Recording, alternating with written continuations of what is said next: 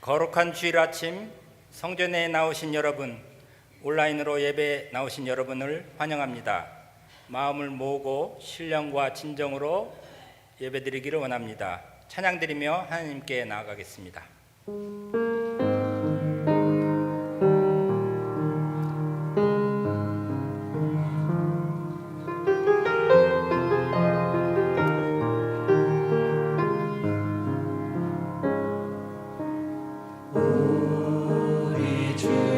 위대하며 능력이 많으시도다. 그의 지혜 무궁하며 인자는 영원하도다. 상한 자를 고치시며 상처를 싸매시도다. 별들의 수를 세시며 이름을 붙이셨도다. 그가 구름으로 하늘을 덮으시며 땅을 위하여 비 준비하시니 예루살렘아 여호와를 찬송할지어다. 내 하나님을 감사함으로 그 앞에 나가며 주님제 앞에 경배해.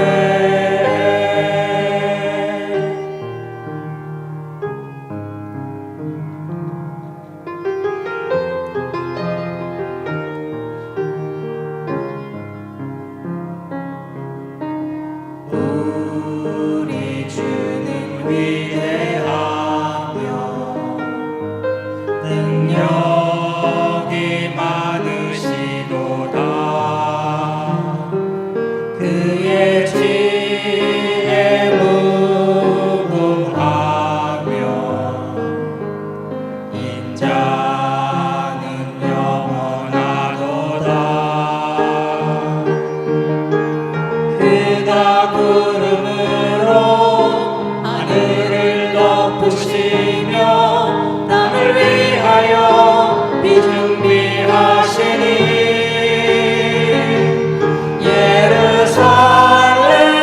예루살렘아 여호와를 찬송할지어다. 네 하나님을 감사함으로 그 앞에 나가며 주님제 앞에 경배해.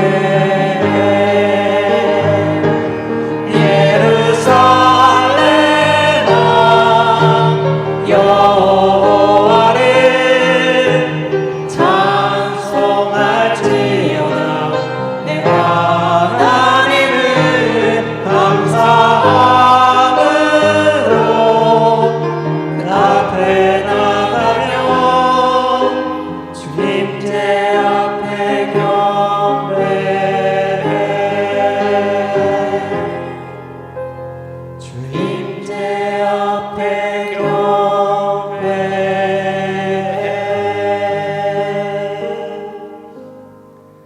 사도신경으로 신앙 고백하겠습니다.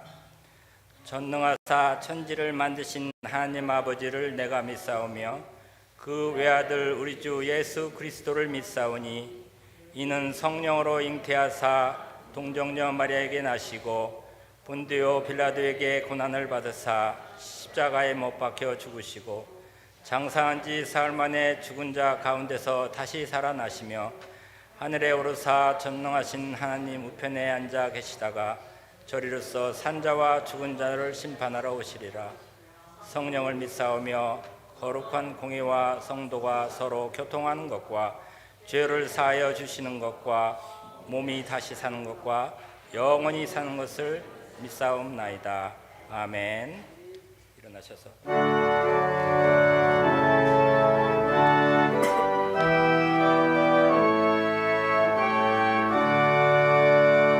하늘에 가득 찬 영광의 하나님, 온 땅에 충만한 존귀하신 하나님, 생명과 빛으로 지혜와 권능으로 언제나 우리를 지키시는 하나님, 성부와 성자와 성령 삼위의 하나님, 우리 예배를 받아주시옵소서. 사랑이 넘치는 자비하신 하나님, 은혜가 풍성한 구원의 하나님, 자매의 심령에 평안을 주시옵고 죄악과 허물을 용서하여 주소서. 찬송과 영광과 생명 구원의 하나님, 우리 예배를 받아주시옵소서.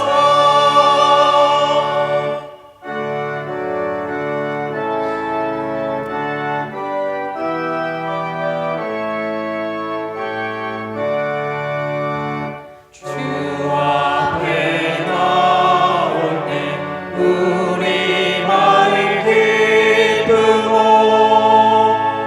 그 말씀 힘내어 새 희망이 솟는다. 고난도 슬픔도 이기게 하시고 영원에 인내여 살아가게 하소서. 우리의 자랑과 기쁨, 생명의 하나님, 우리 예배를 받아주시옵소서. 아멘.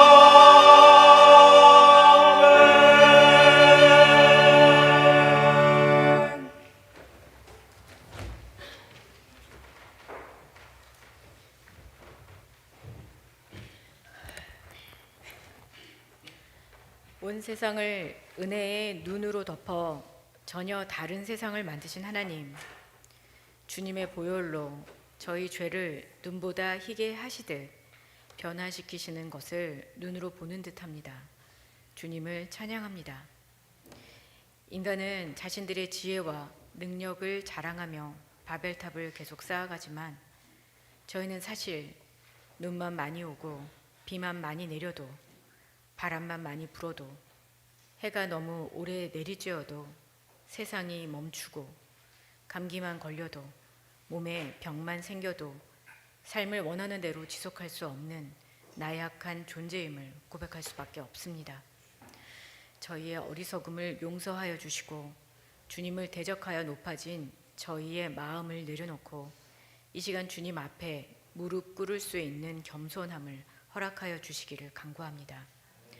하늘나라는 감추인 보배와 같다고 말씀하신 것처럼 진정한 보배의 가치를 알아보는 영적인 눈을 뜨게 하여 주시고 세상의 보물을 좇느라 진정한 보배를 놓치는 어리석음을 범치 않게 저희를 깨닫게 해주시는 은혜를 구합니다. 세상은 자신들의 보물을 조금이라도 놓치지 않으려 벽을 더 높게 세우고 더 배타적이 되며 우리의 범위를 인종으로, 국가로, 계층으로 어떻게든 좁히며 그들만의 행복을 꿈꿉니다. 그럴수록 세상은 삭막해지고 차가워지고 사람들의 설 곳은 계속 좁아만 가며 서로를 향한 불신과 미움은 커져만 갑니다. 이런 세상에서 주님의 사랑의 외침은 조속거리가 되기 일쑤고 어리석다고 치부되기 쉽습니다. 그렇더라도 저희가 선 각자의 자리에서 주님의 사랑의 촛불을 드는 용기를 갖도록 저희에게 힘을 주시고 올바른 분별력으로 세상을 섬기며 사랑함으로 주님의 사랑이 흘러가 차가운 세상이 조금이라도 변할 수 있는 시도를 그치지 않는 자들이 되게 해주세요. 여전히 계속되는 세상의 전쟁들을 멈춰주시고 힘과 권력으로 지배하려는 논리들을 무력화시켜 주시고 사랑의 회복이 일어나게 해주세요. 미국과 한국의 지도자들에게 공평과 정의를 행할 수 있도록 인도해 주세요. 세상의 모든 어려움을 통하여 주님께 나아올 수 있는 은혜를 주시기를 간구합니다. 하나님, 병들어 아프신 분들이 있습니다. 치료의 광선을 바라여 고쳐주시고 아픔으로 더 무너지는 마음도 보듬어 주시기를 간구합니다. 경제적 어려움과 어찌할 바 모르는 관계의 어려움으로 고통 중에 있는 분들을 위로하시고 주님의 도움을 구합니다. 서로 돌아보아 사랑의 섬김을 할 수 있는 마음도 허락하여 주세요. 저희 교회의 각 곳에서 드리는 예배를 기뻐 받으시고 마음을 합하여 하나님을 즐거워하며 하나님 나라의 보물을 발견하며 누리는 공동체로 성장하게 하소서. 이 모든 말씀 우리의 진정한 보물이 되신 예수님의 이름으로 기도합니다. 아멘.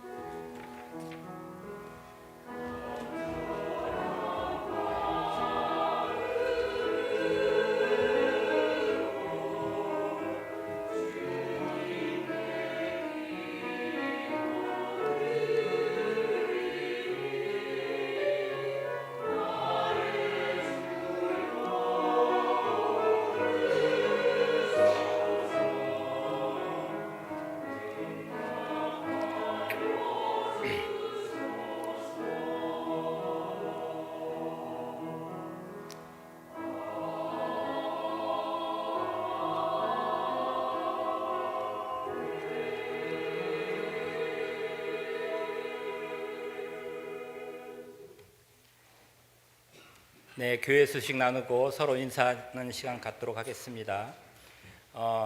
현재 담임 목사님은 LA에 계시는 그 누님께서 하나님의 부르심을 받으셔서 장례 예배 참석자 출차 중이십니다. 목사님과 사모님 잘 다녀오실 수 있도록 기도해 주시면 감사하겠습니다. 그래서 오늘 말씀 전해주시는 우리 김재한 목사님께 감사드립니다. 저희는 현재 사순절 기간을 지내고 있습니다. 예수 그리스도의 고난과 십자가 사랑을 묵상하며 말씀 읽기, 기도 등의 경건 훈련을 동참해서 부활의 기쁨을 준비하는 귀한 시간이 될 수 있기를 원합니다. 임시 임원회하고 교인총회에 관한 안내를 드리겠습니다. 3월 8일 둘째 주에 임시 임원회를 개최하고 그 결과에 따라서 그 다음 주 15일에 교인총회를 가질 예정입니다. 조금 타임 크리티컬한 어젠다가 생겨서 그때 말씀드리도록 하겠습니다.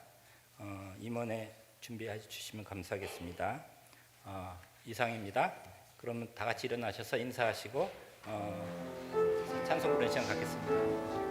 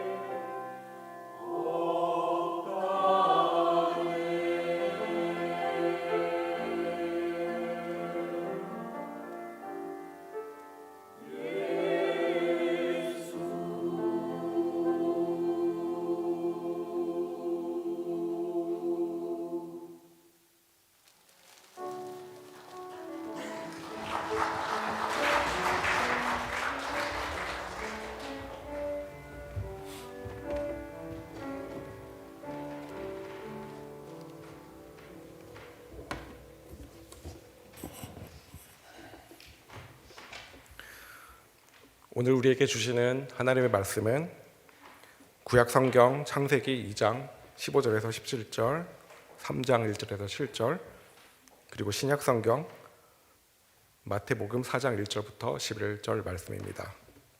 제가 봉독하겠습니다. 창세기 2장.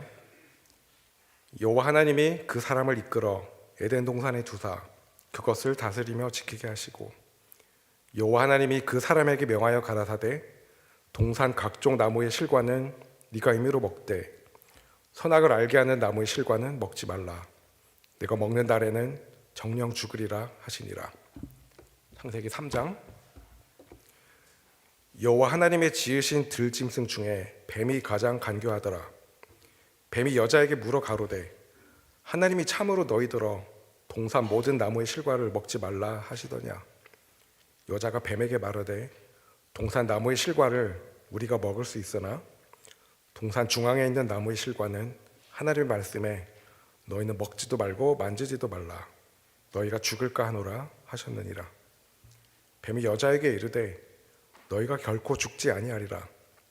너희가 그것을 먹는 날에는 너희 눈이 밝아 하나님과 같이 되어 선악을 알 줄을 하나님이 아심이니라.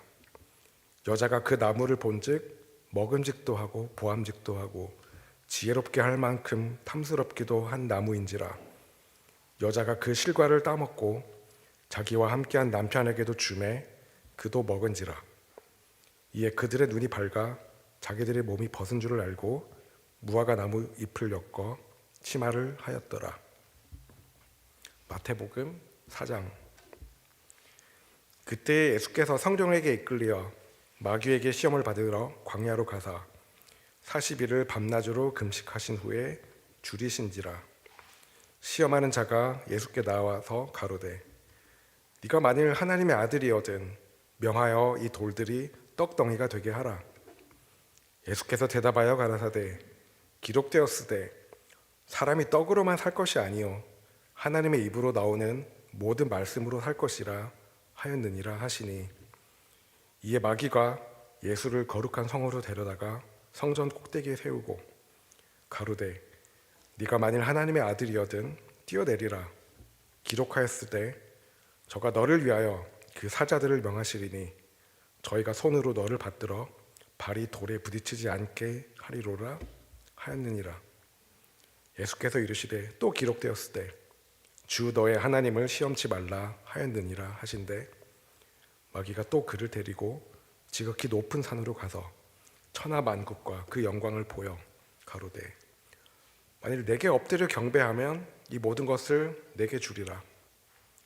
이에 예수께서 말씀하시되 사단아 물러가라. 기록되었으되 주 너의 하나님께 경배하고 다만 그를 섬기라 하였느니라. 이에 마귀는 예수를 떠나고 천사들이 나와서 수종드니라. 아멘.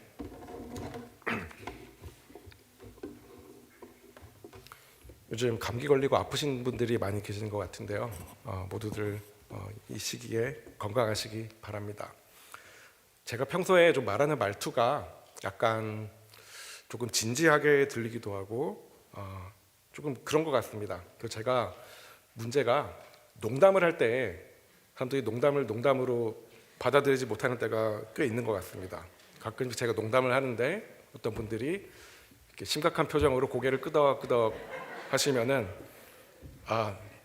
뭔가 잘못됐구나, 또 이렇게 되었구나, 그런 일들이 가끔씩 생기는데, 그래서 말을 할 때에 제 말투가 원래 이렇게 약간 조금 심각하고 진지하게 들리는 것이 있으니까 항상 조심해야 되겠다 그렇게 생각을 합니다. 그런데 이번 주일은 특별히 우리 공동체가 예수님의 고난과 죽음과 부활을 기대하는 사순절의 첫 번째 주간입니다. 이렇게 심각하게 보내야 하는 시간입니다. 그래서 이렇게 심각한 말투와 이렇게 이 심각한 시기에 무게가 이렇게 더해져서 쉽지 않은 시간이 될 수도 있을 것 같습니다만, 여러분들 혹시 옆에 계시는 분이 이렇게 꾸벅꾸벅 하시거나 조는 것 같으시면 이렇게 꾹꾹 찔러주시고요. 또 여러분들이 졸리신 것 같으면 이렇게 좀 기지개를 켜시고 그러셔도 제가 충분히 이해하겠습니다. 네. 이 성경이라는 책은 잘못 사용되기가 참 쉬운 책입니다. 역사적으로 예를 들면 미국의 노예제도를 정당화하는 데 성경이 사용되기도 하였고요. 신대륙의 원주민을 학살하거나 아시아 사람들의 노동을 착취하거나 유럽에 있는 유대인들의 고통을 무시하고 여성을 차별하고 비기독교인들을 차별하고 각종 사회의 약자들을 차별하고 억압하는 데 사용된 역사가 있음을 우리가 알고 있습니다. 그래서 성경은 항상 조심해서 읽어야 합니다. 성경은 혼자 골방에 앉아서 읽는 책이 아니라 공동체 안에서 함께 읽고 옆에 있는 사람과 함께 읽고 그렇게 하는 책입니다. 나를 항상 돌아보고 나의 마음을 먼저 돌아보고 내 주위를 돌아보고 나와는 다른 상황에 처해 있는 사람은 이 본문을 읽으며 어떻게 이해하고 받아들일 수 있을까 그런 것들을 생각하면서 그렇게 읽으면 좋을 것 같습니다. 우리 교회 내에 성경 공부 모임들이 많이 있습니다. 그런 모임에 참여하셔서 같이 성경을 읽고 또 나누고 어떻게 생각하는지 서로의 생각을 나눌 수 있는 그런 기회들이 많이 있습니다. 저는 유대인들이 구약 성경을 어떻게 읽고 해석하는지가 평소에 참 많이 궁금했습니다. 제가 이스라엘에서 공부하던 중에 여러 유대인 선생님들을 만나서 공부할 기회가 있었습니다. 유대인들의 성경은 우리가 구약 성경이라고 부르는 그 책들만 포함하고 있습니다. 그리고 구약 성경 이후에 유대인들 랍비들이 성경을 읽고 해석하고 토론하고 논쟁하는 내용들을 또 묶은 책들이 탈무드라는 책으로 또 만들어지게 됩니다. 유대교는 기독교와는 다른 종교입니다. 하지만 기독교의 모태가 되는 종교이기 때문에 한번 배워보고 싶었습니다. 제가 이스라엘에 있을 때 여러 선생님들을 참 많이 만났는데요. 대부분은 자신들의 문화, 역사, 어떤 종교 유산을 배우기 위해서 먼 나라에서 온 학생들을 환영해 주었고 친절하게 잘 대해 주셨습니다. 근데 기억에 남는 한 분이 있습니다. 이분은 유대인으로서 자신의 종교 전통, 문화 전통에 대해서 남들보다는 조금 더 다른 자부심을 갖고 있구나 하는 것을 쉽게 느낄 수 있었고요. 이를 넘어서서 유대인들이 성경을 해석하는 전통이 기독교인들의 성경 해석 전통보다 더 우월하다라는 생각을 은연중에 갖고 있다는 것이 많이 드러나게 되었습니다. 그분 수업 시간에 앉아 있으면은 기분이 별로 좋지 않았던 경험들이 몇 번 있었는데요.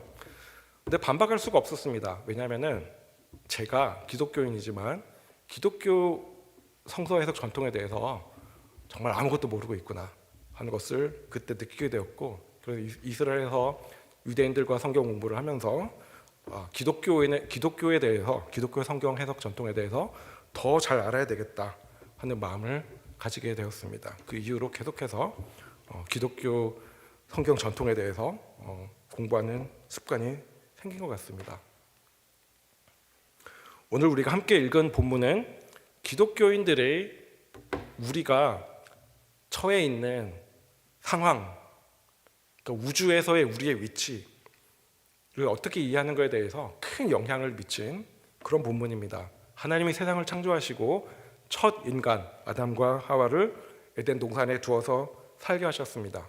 그 동산에는 4개의 강이 흐르고 있었고 모든 행복한 삶을 살기에 충분한 모든 것들이 다 있었습니다. 그리고 하나님은 단 한 가지 명령을 하셨습니다.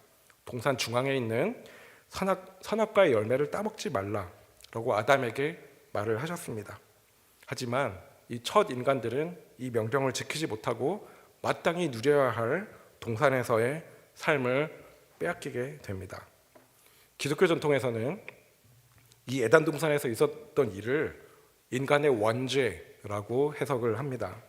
그리고 동시에 뱀의 꾀임에 넘어가서 먼저 넘어간 그 여자를 이 원죄에 대해서 책임을 묻는 그런 비판하는 전통도 생겨나게 되었습니다. 지금도 가부장적인 문화가 지배적인 곳에서는 여성을 남성보다 열등한 존재로 보는 시각을 정당하기 위해서 이 에덴 동산의 이야기를 사용하는 경우들이 있습니다. 하지만 이러한 성경 해석과 읽기는 올바른 방법이 아니라고 말씀드릴 수 있습니다. 하와가 먼저 뱀의 꼬임에 넘어갔죠. 그래서 여자가 죄의 빌미를 제공했다, 이렇게 해석하는 것은 이 이야기 안에서 아담이 하와 때문에 내가 열매를 먹게 되었다고 비난을 하고 있습니다. 그런데 이 아담이 하와를 비난하는 행동과 똑같은 행동을 하는 것입니다. 우리가 이 성경 이야기를, 에덴 동산 이야기를 바탕으로 여성이 이 원죄에 대한 책임이 있다라고 묻는 것은 아담이 하와 때문에 내가 이 열매를 먹고 하나님의 명령을 불순종하게 되었다라고 책임을 전가하는 것과 똑같은 행동을 하고 있습니다. 이 이야기를 읽으면서 동시에 그 이야기 안에 나오는 캐릭터가 하고 있는 행동을 본인들이 하고 있는 것입니다. 이후에 아담과 하와가 동산에서 쫓겨난 후에 나오는 여러 가지 저주들 중에 남편이 여자를 다스리게 될 것이다 라는 내용이 있습니다. 이 또한 여성을 열등한 존재로 보려는 시각의 근거로 사용되기도 합니다. 하지만 이것은 죄와 불순종의 결과로 그렇게 된 것이지 하나님이 남편이 여자를 다스리라 라고 명령하는 것이 아닙니다. 창세기 3장 16절에 남편은 너를 다스릴 것이니라 라는 구절이 있습니다. 이 구절을 거두절미하고 딱 떼어서 남편은 너를 다스릴 것이니라 라고 해석한다면 그것은 잘못된 해석임이 명백하죠. 아마 이렇게 해석하시는 분은 없을 것이라고 생각을 합니다. 유대교의 입장을 대표하는 해석은 아니지만 유대교의 해석, 유대인들의 성서를 읽는 해석 중에 한 가지를 이 자리에서 소개해드리려고 합니다. 유대인들의 성서 해석 특징 중에 하나는 성경을 정말 꼼꼼히 본다는 것입니다. 단어 하나하나 놓치지 않고 사소한 변화 하나 놓치지 않고 심지어는 성경에 없는 것을 왜 이 내용이 없는가라는 질문까지도 하는 것을 봅니다.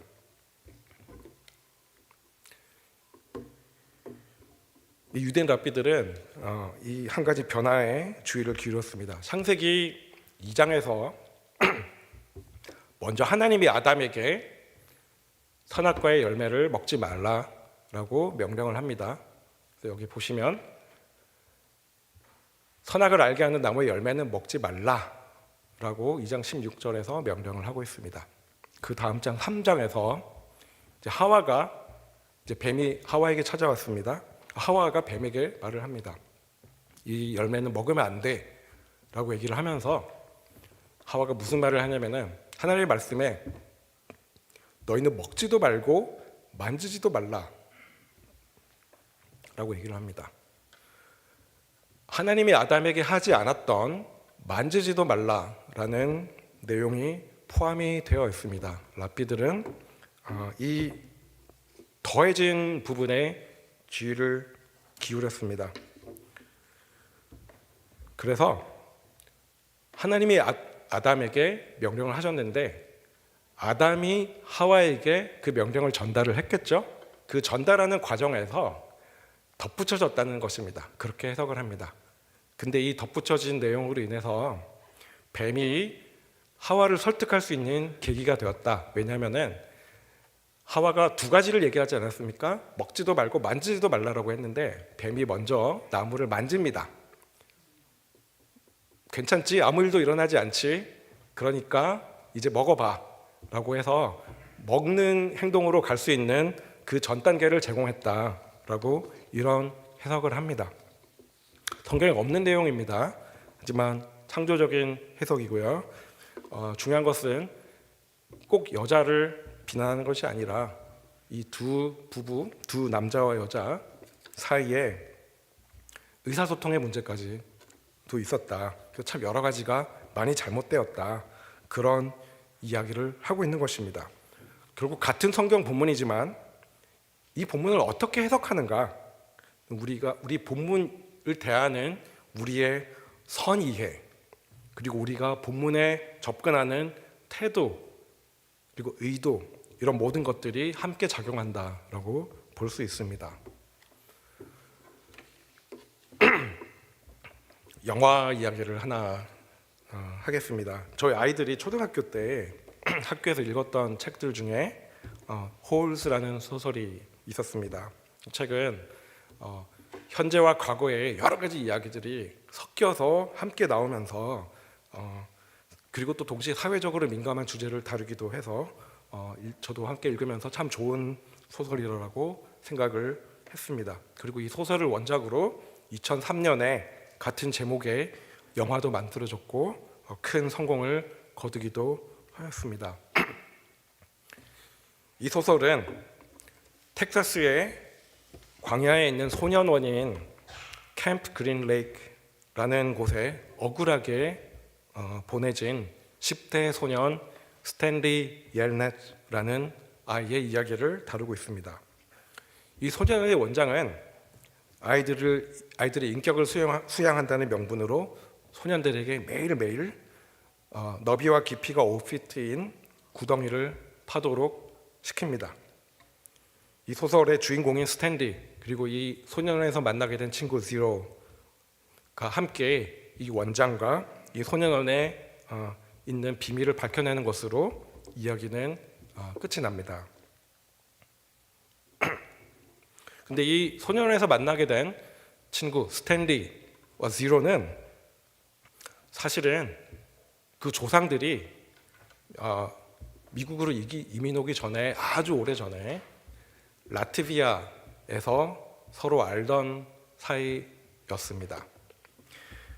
이 스탠리의 조상은 여기 있는 남자인데요, 농부였고요. 지로의 조상은 여기 앉아 계시는 여자분, 점쟁이입니다.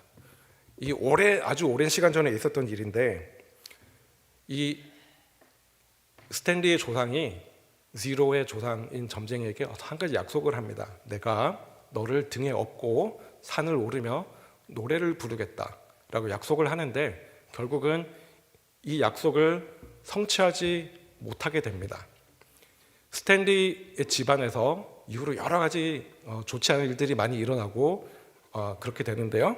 이 스탠리 집안에서는 자신들의 조상이 이 약속을 지키지 못해서 우리 집에 계속해서 이런 일이 생긴다라고 생각을 하고 있었습니다. 근데 이 영화의 끝부분에 스탠리가 친구인 지로를 등에 업고 산을 오르며 또 나중에 노래를 부르는 장면이 나옵니다. 그래서 영화에서 얘기한 것은 아주 오래전에 그 있었던 약속이 이 행동으로 인해서 성취가 되었다라는 것을 이야기해서 보여주는데요. 아주 친절하게도 이 장면에서 이 스탠리가 지로를 등에 업고 산을 오르는 장면에서 영화가 예전에 그 두 사람 사이에 있었던 약속의 장면을 같이 보여줍니다. 그래서 이 사건은 이런 의미가 있다라고 친절하게 설명을 해주고 있습니다. 저는 영화에서 이 장면을 보면서 성경이 매번 이렇게 하면 얼마나 좋을까라는 생각을 했습니다. 물론 성경 내에서 이 일은 구약의 어떤 예언자를 통해서 나온 말씀을 성취하려고 한 것이다 라는 구절들이 가끔씩 나옵니다.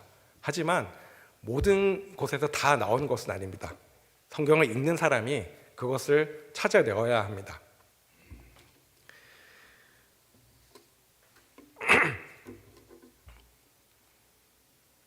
오늘 우리가 에덴 동산 이야기를 읽었고요. 또 함께 마태복음에서 예수님이 광야에서 시험을 받으시는 이야기를 함께 읽었습니다. 예수님이 요단강에서 세례 요한에게 세례를 받으셨죠. 그리고 처음으로 하신 일은 광야에 가셔서 40일 동안 금식하시면서 기도를 하셨습니다. 그리고 그 40일의 끝에 마귀에게 시험을 받게 됩니다. 예수님은 40일 동안의 금식으로 굶주려 있었습니다. 이러한 예수님에게 마귀가 와서 땅에 널려 있는 돌들로 떡을 만들라 라고 시험을 합니다. 그리고 두 번째로 높은 곳에 올라가서 뛰어내리라. 그래서 천사들이 너를 받아줄 때에 너가 하나님의 아들이 됨을 만천하에 증명하라. 그리고 마지막으로 나에게 엎드려서 경배하면 이 세상의 모든 것을 너에게 주겠다라는 이 세 가지로 유혹을 하게 됩니다. 우리가 모두 잘 아시다시피 예수님은 이 세 가지 유혹을 잘 이겨내셨습니다. 기독교 역사에서 교부라고 불리는 사람이 있습니다. 교회의 아버지, Church Fathers라고 불리는 사람들인데요. 초기 기독교에 있었던 신학자들, 목회자들, 그리고 여러 가지로 성경을 해석하던 그런 사람들을 가리키는 말입니다.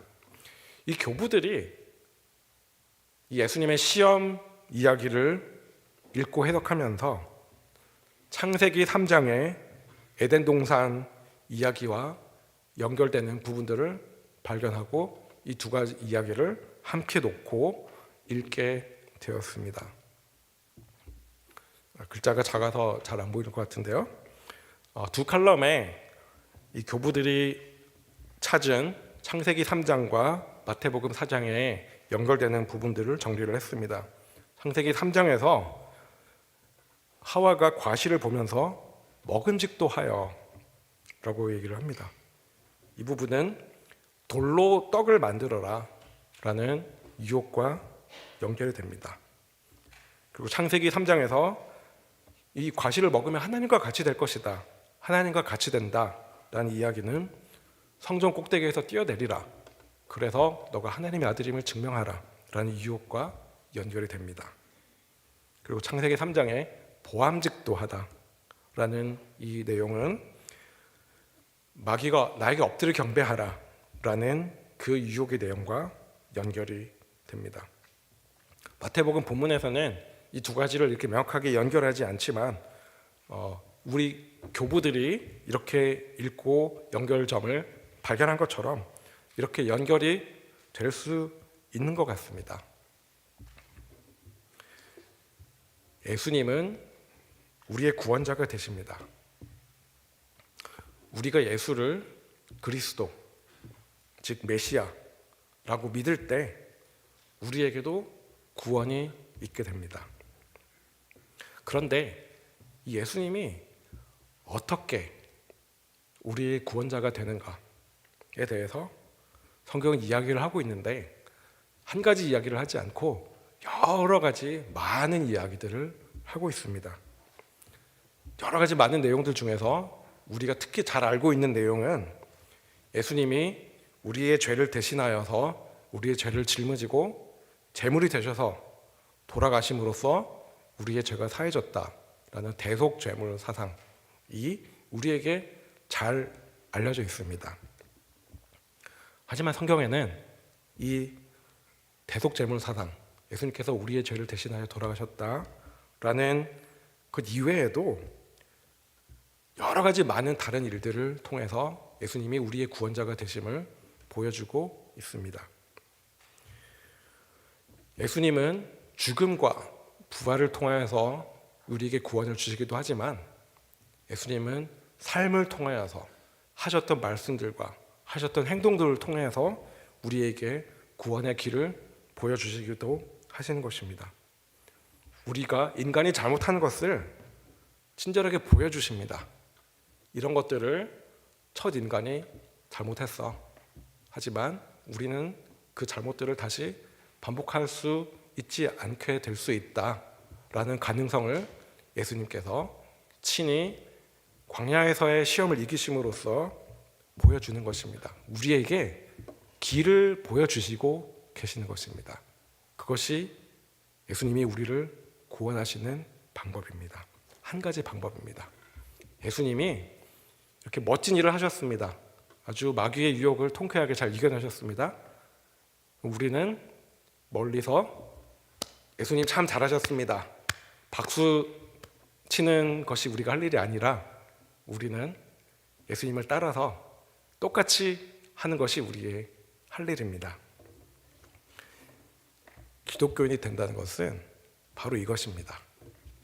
예수님이 하신 일을 똑같이 따라서 하는 것, 그것이 기독교인이 된다는 것의 참 뜻이고 예수님의 제자가 된다는 말의 참 뜻입니다.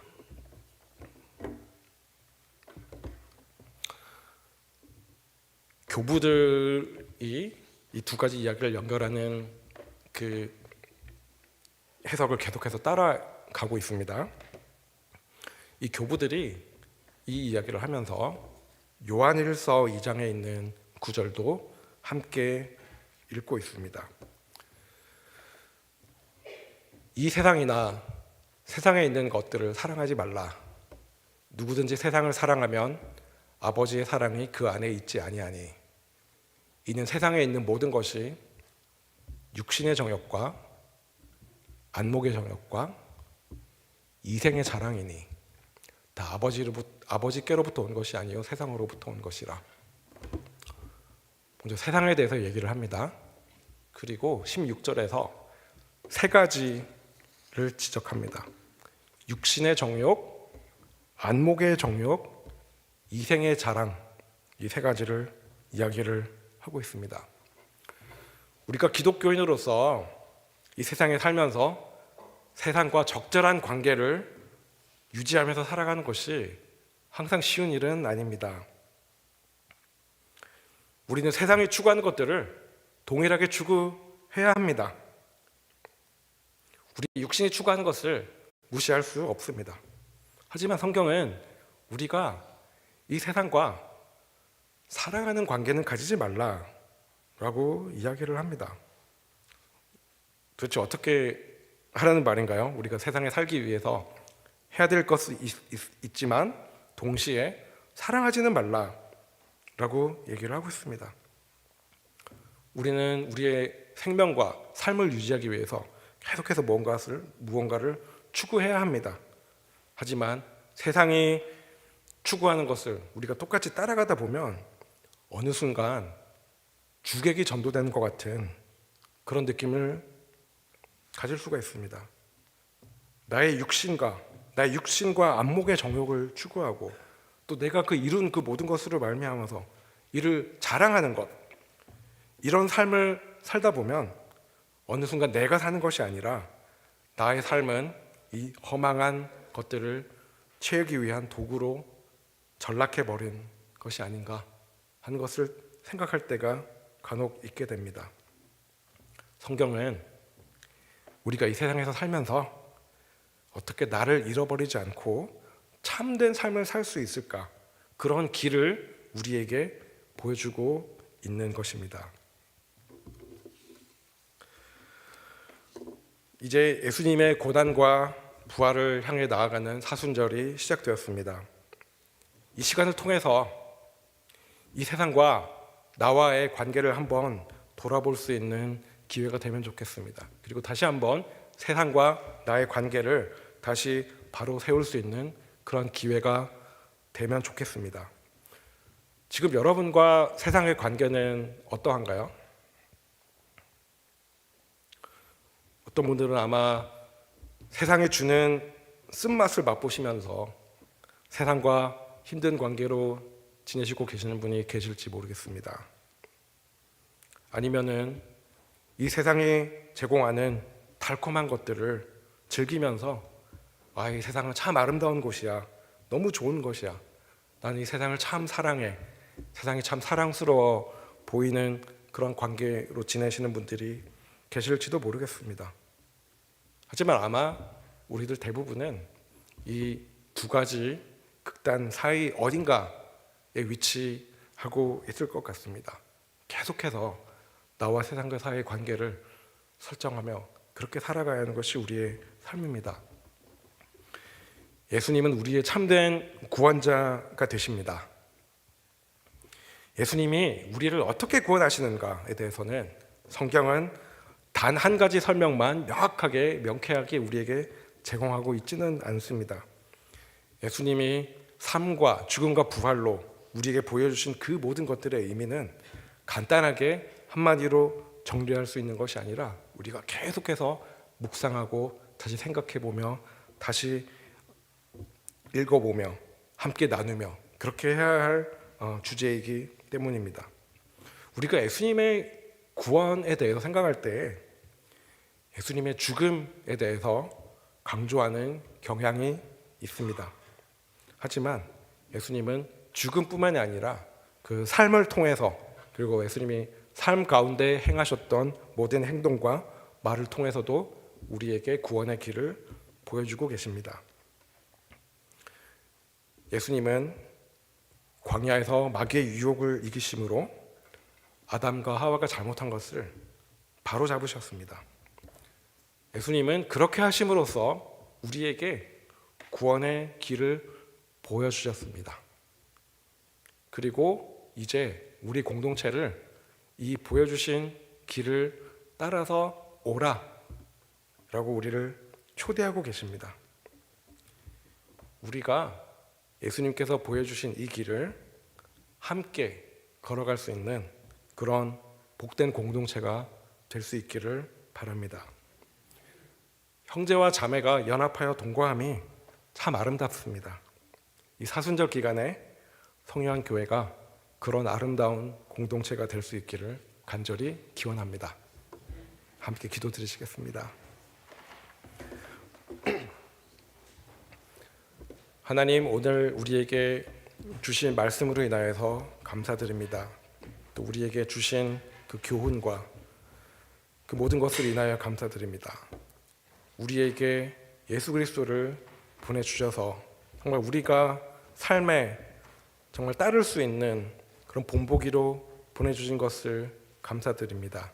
또 우리가 예수님의 삶과 죽음과 부활에 대해서 준비하며 생각할 수 있는 이 사순절의 시간을 허락해 주심을 감사드립니다. 하나님, 우리 가운데 함께 해 주시옵소서. 우리 성령한 공동체가 함께 예수님의 말씀을 따르며 정말 더욱더 충실한 신실한 예수님의 제자로 살아가고자 할 때 우리 가운데 함께 해주시고 우리에게 지혜를 주시고 더욱더 큰 복으로 우리와 함께 해주시기를 간절히 바랍니다. 이 모든 말씀 우리 주 예수 그리스도 이름으로 기도드립니다. 아멘. 예은이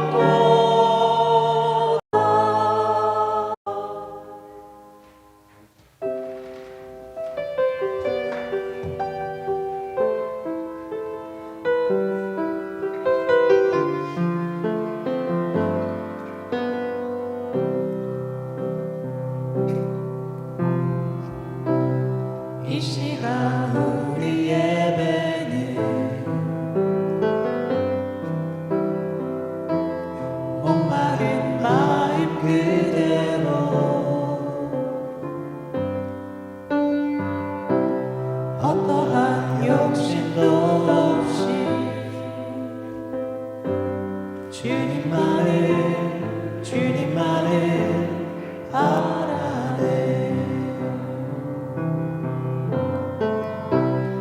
이 시간 우리 예배는 찢어진 마음 그대로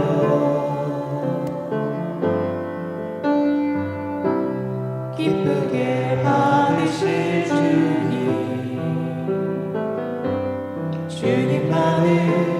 주님만을 바라네. 오 주님 내 구주 내 소망 또 나의 위로 내 고백 모든 영광 주님께만 드려요.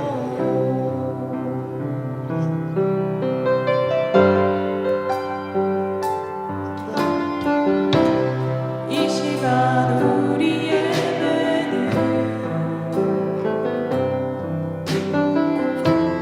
목마른 마음 그대로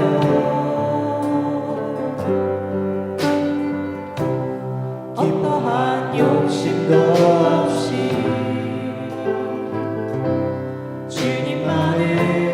주님만을 바라네.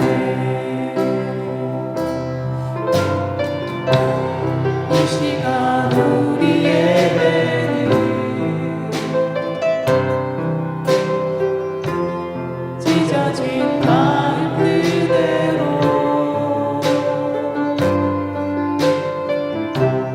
기쁘게 받으실 주님,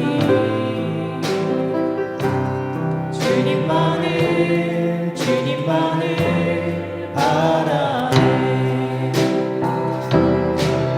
오 주님 내 구주 내 소망 또 나의 위로 내 고백 모든 영광 주님께만 드려요. 주님 내 구주 내 소망 또 나의 위로 내 고백 모든 영광 주님께만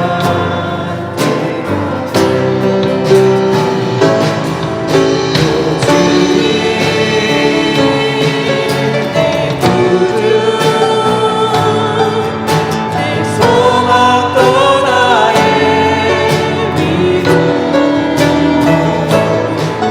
내 고백 모든 영광 주님께만 드려요. 주님 내 구주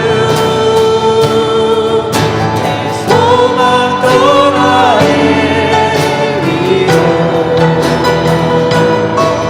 내 고백 모든 영광 주님께만 드려요.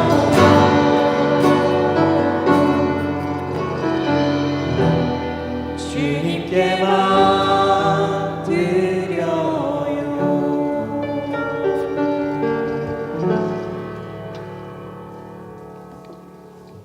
기도하시겠습니다. 사랑이 많으신 하나님, 우리가 함께 모여 공동체를 이루어 함께 하나님을 찬양할 수 있는 이 시간과 공간을 허락해 주심을 감사드립니다. 하나님, 우리가 가진 모든 것 주님께로부터 온 것을 우리가 고백합니다. 주님께서 주신 것 일부를 주님께 드립니다. 우리의 시간과 우리의 삶과 우리의 땀입니다. 주님 기쁘게 받아주시옵소서.